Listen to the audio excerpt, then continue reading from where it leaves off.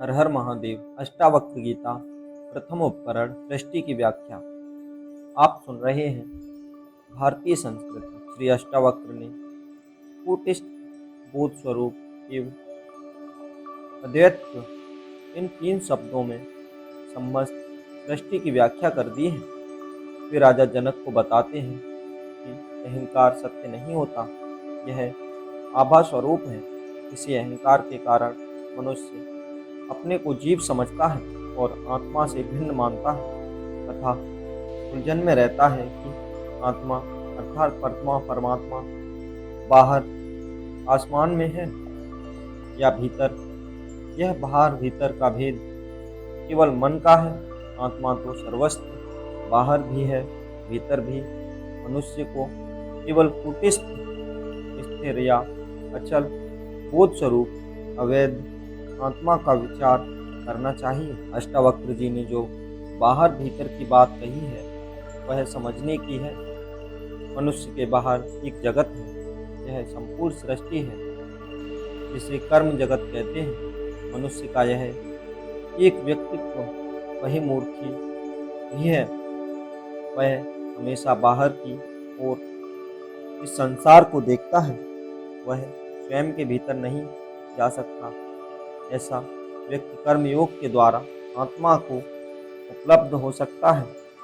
कर्मयोग अर्थ आसक्ति का त्याग करके निष्काम भाव से सब काम ईश्वर को समझकर करना, यह है बाहर का भाव। मनुष्य के भीतर तीन जगत हैं। विचारों का जगत, इसके भीतर है भाव जगत, और तीसरा आत्म जगत अथवा साक्षी जगत। बुद्धिजीवी विचारों में जीता है। उसके तार्किक होने के कारण उसे चिंतन और विचार के साथ ध्यान द्वारा आत्मज्ञान कराया जाता सकता है। इसे ज्ञान मार्ग कहते हैं तथा उसे ज्ञान योगी दूसरा जगत भाव जगत है। यह शक्ति भक्ति और प्रेम का जगत होता है। जिस व्यक्ति में भावुकता अधिक है उसके लिए भक्ति मार्ग उपयुक्त है। तीसरा जगत है आत्म जगत या साक्षी जगत। यह केंद्र में है। सारा सृष्टि चक्र इसी धुरी पर घूम रहा है। यह लक्ष्य है। ज्ञान, कर्म व भक्ति मार्ग है। इन तीनों के साथ ध्यान को जोड़कर इसी लक्ष्य को प्राप्त किया जा सकता है।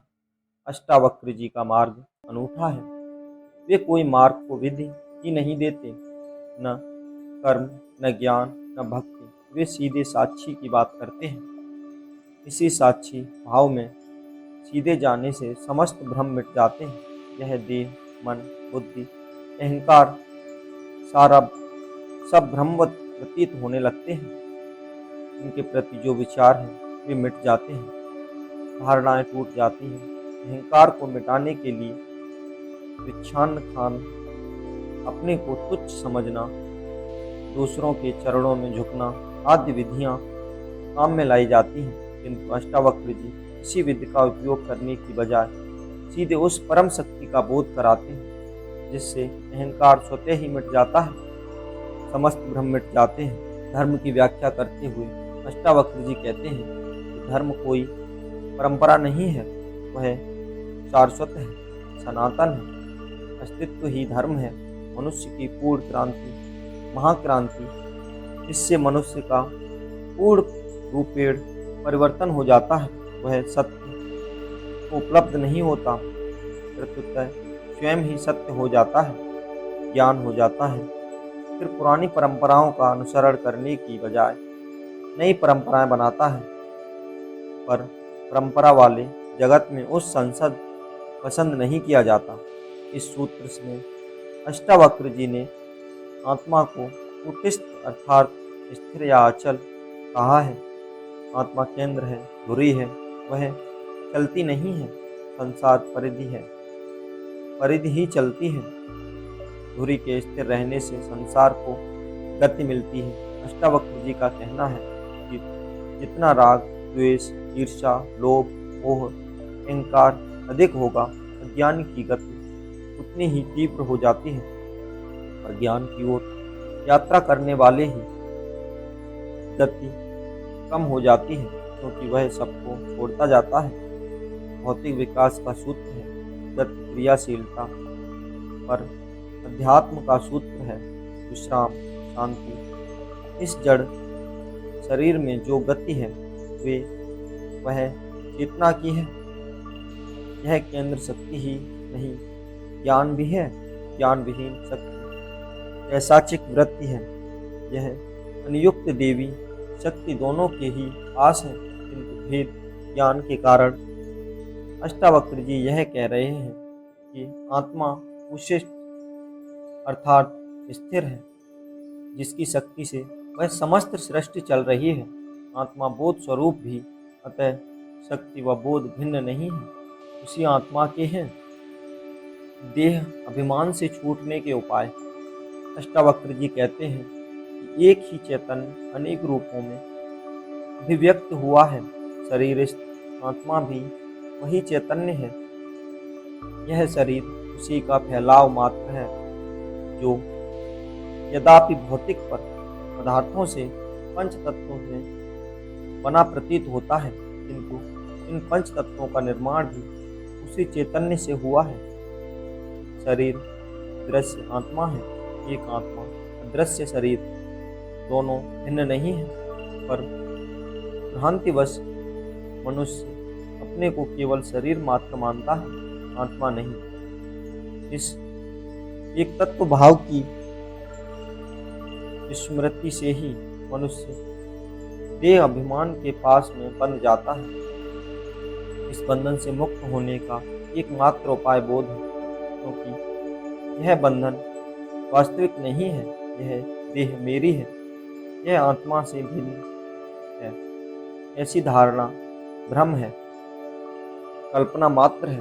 अतः इस भ्रम को मैं शरीर नहीं बोध मात्र हूँ। इस ज्ञान रूपी तलवार से काटकर मनुष्य सुखी हो सकता है। भ्रम का निवारण विश्वास से होता है। अष्टावक्र जी ज्ञान रूपी तलवार से ही इस अज्ञान रूपी देह अभिमान को नष्ट करने की मुक्ति बताते हैं, क्योंकि अज्ञान का विनाश ज्ञान से ही होता है। ज्ञान का अभाव ही अज्ञान है। इसके लिए साधन काम नहीं आते। प्राप्त वस्तु की प्राप्ति के लिए अनुष्ठान क्यों? अष्टावक्र जी इस सूत्र में बड़ी सारगर्भित बात कह रहे हैं कि मनुष्य आत्मा ही है, शरीर मन आदि नहीं। आत्मा तो प्राप्त ही है, उसे कहीं खोजना नहीं है। आत्मा को उपलब्ध नहीं करना है, वह तो उपलब्ध ही है। फिर उसके लिए उपासना, योग धारण, ध्यान, समाधि आदि का अनुष्ठान करने का क्या औचित्य है? प्रयत्न करने की क्या आवश्यकता? वे कहते हैं क्रिया शरीर से होती है और उपासना मन से। योग चित्त से चंचलता दूर करता है, इससे साध्य स्थित बनती है, पर कुछ उपलब्ध नहीं होती। प्रयत्न से सांसारिक वस्तुएं प्राप्त होती हैं। मनुष्य जो भी प्रयत्न करता है वह बंधन ही है। प्रयत्न के पीछे मोक्ष प्राप्ति की वासना जुड़ी होती है। यह वासना चाहे संसार की हो अथवा मोक्ष की, वह बंधन ही है। वासना के रहते मोक्ष संभव नहीं है। यह अज्ञान तत्व बोध से ही दूर हो सकता है। कोई भी क्रिया या भावना इससे मुक्त नहीं कर सकती। यह बंधन ही कारण है। यह आत्मा सर्वत्र विद्यमान है, इसकी अप्राप्ति केवल भ्रम है। ज्ञान से ही भ्रांति की निवृत्ति होती है। आत्मा का स्वरूप इन संसार से संबंध। अष्टावक्र जी राजा जनक से कहते हैं कि तू स्वयं आत्मा है, स्वयं ब्रह्मा है। यह संसार तेरी अभिव्यक्ति मात्र है। यह संसार तेरे से व्याप्त है। इसमें जो अनेकता दिखाई देती है उसमें एकता का सूत्र भी है। अनेकता का अर्थ भिन्नता नहीं है, क्योंकि यह सृष्टि उस ब्रह्मा से भिन्न नहीं है, उस परमात्मा से भिन्न नहीं है। यही चैतन्य ब्रह्मा सृष्टि के विभिन्न अवयवों को माला की भांति एक सूत्र में पिरोए हुए हैं। अष्टावक्र जी कहते हैं कि चूंकि तू भी यही शुद्ध चैतन्य स्वरूप है। अतः तू अपने शरीर आदि समझकर क्षुद्र चित्त को मत प्राप्त हो। अपने को शरीर मानना महाज्ञान है, मूर्खता है। ऐसे मूढ़ अपने को क्षुद्र चित्त और हीन अनुभव करते हैं। आत्मज्ञानी अपने को हीन नहीं समझता। आत्मस्वरूप के बोध को दृढ़ करने के उपाय। अष्टावक्र जी राजा जनक को आत्मस्वरूप के बोध को दृढ़ करने हेतु कहते हैं कि वो आत्मा होने से निरपेक्ष है, क्योंकि आत्मा को कोई अपेक्षा नहीं होती। अपेक्षा तो शरीर और मन को होती है। भूख और प्यास, प्राण के शोक और मोह मन के तीन, तथा जन्म और मरण देह के धर्म है। आत्मा इन सबसे परे है। आत्मा केवल दृष्टा है, अतः निर्विकार है। आत्मा किसी पर निर्भर नहीं है। तो आत्मस्वरूप होने से शांति और मुक्ति का स्थान है। तो अगाध होने से शांति और मुक्ति का स्थान है। तो अगाध बुद्धि रूप है। तेरे में बुद्धि का अनंत सागर भरा होने पर भी तू बुद्धिहीनों जैसी चेष्टा कर रहा है। तूने स्वयं को नहीं, प्रकृति को महत्व दिया है, जो तेरे मोक्ष का कारण है। अन्यथा आत्मा में मोक्ष कहाँ है? अष्टावक्र जी समझाते हैं कि अपने से परे के पदार्थों की निष्ठा छोड़कर इस चैतन्य मात्र में निष्ठावान हो। आत्मा में पूर्ण निष्ठा होने से ही उसका ज्ञान हो सकता है, और अन्य कोई विधि कारगर नहीं होगी। जो सदा से तुम्हारे पास है उसमें निष्ठा ही पर्याप्त है। वह सजगता एवं साक्षी भाव से ही दृश्य होगा पुनर्जन्म का कारण। अष्टावक्र जी पुनर्जन्म का कारण बताते हुए कहते हैं, निराकार, साकार, स्थूल, सूक्ष्म, जड़, चेतन, यह सृष्टि और परमात्मा उसी परमात्मा चैतन्य तत्व के रूप है। सूक्ष्म तत्व की अभिव्यक्ति मात्र है। यह साकार सृष्टि जैसी दिखाई देती है वैसी ही है। यह उस सूक्ष्म का प्रकट एवं परिवर्तन रूप है, इसलिए इसमें वास्तविकता नहीं है, मिथ्या है, क्योंकि इसका रूप गुण बदलता रहता है। इसमें जो सुख दुख आदि का आभास होता है वह भी नित्य नहीं है, शाश्वत नहीं है। मन भी क्योंकि निरंतर बदलता रहता है, अतः वह भी विश्वास योग्य नहीं है। यह शरीर भी कब पैदा होता है, कब मर जाता है, कब जवानी बुढ़ापा आता है, अतः यह भी विश्वास योग्य नहीं है। ऐसी सृष्टि जिसमें कुछ भी निश्चय नहीं है, अतः उसे मिथ्या ही कहा जा सकता है, क्योंकि इस साकार जगत की अपनी कोई स्वतंत्रता सत्ता नहीं है। यह उस चैतन्य निराकार सूक्ष्म का ही परिवर्तन रूप है। परिवर्तन ही इसका स्वभाव है, अतः यह विश्वसनीय नहीं हो सकता। विश्वसनीय तो केवल वह परमात्मा है जो चैतन्य निराकार एवं सूक्ष्म है और प्रत्येक पदार्थ में आत्मा रूप में विद्वान है। अतः वही निश्चल एवं नित्य है। सृष्टि की उत्पत्ति का कारण कभी नष्ट नहीं होता। सृष्टि नष्ट हो भी जाए तो भी मूल तत्व के विद्यमान रहने से उसका पुनः सृजन हो जाएगा।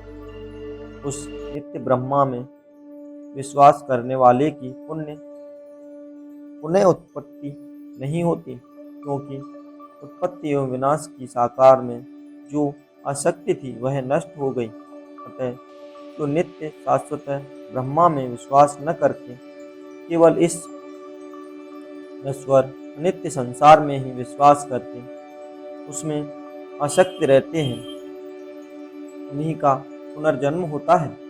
आत्मा स्वरूप का और स्पष्टीकरण। अष्टावक्र जी कहते हैं कि परमात्मा एक स्थान पर बैठकर सारी सृष्टि का नियंत्रण नहीं करता। प्रत्युत्तर वह सर्वत्र व्याप्त है, कण कण में व्याप्त है। मनुष्य शरीर में वह आत्म रूप में तथा सृष्टि में परमात्मा रूप में वह चैतन्य परमात्मा व्याप्त है। अष्टावक्र जी एक उदाहरण देते हुए उपयुक्त तथ्य को और स्पष्ट करते हैं कि जिस प्रकार घट में बाहर एवं भीतर एक ही सर्वव्यापी आकाश स्थित है, उसी प्रकार सृष्टि के समस्त पदार्थों में वह नित्य एवं निरंतर ब्रह्मा स्थित है। जिस प्रकार शरीर के भीतर एवं बाहर आकाश है एवं दोनों आकाश में कोई भेद नहीं है, उसी प्रकार भीतर एवं बाहर एक ही ब्रह्मा व्याप्त है। शरीर में जो जीवन है, चेतना है, वह उसी आत्म तत्व की है।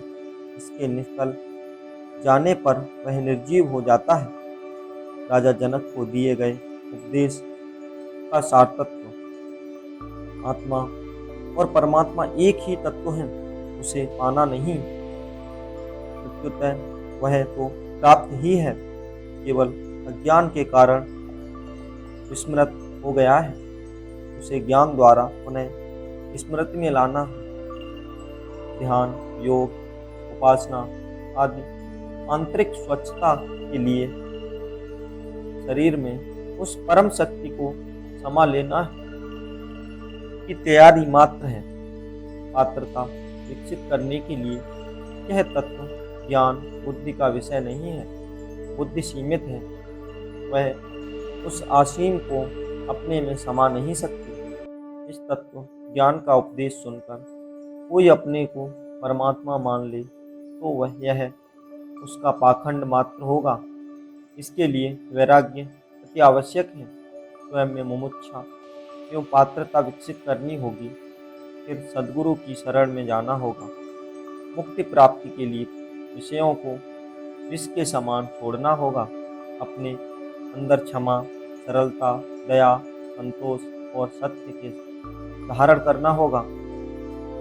पात्रता के लिए आवश्यक है अहंकार से मुक्ति, पूर्ण समर्पण, शरीर एवं मन के भावों से मुक्ति, शास्त्र एवं ज्ञान से मुक्त, ब्रह्मा उपादानों से अपने को मुक्त रखना।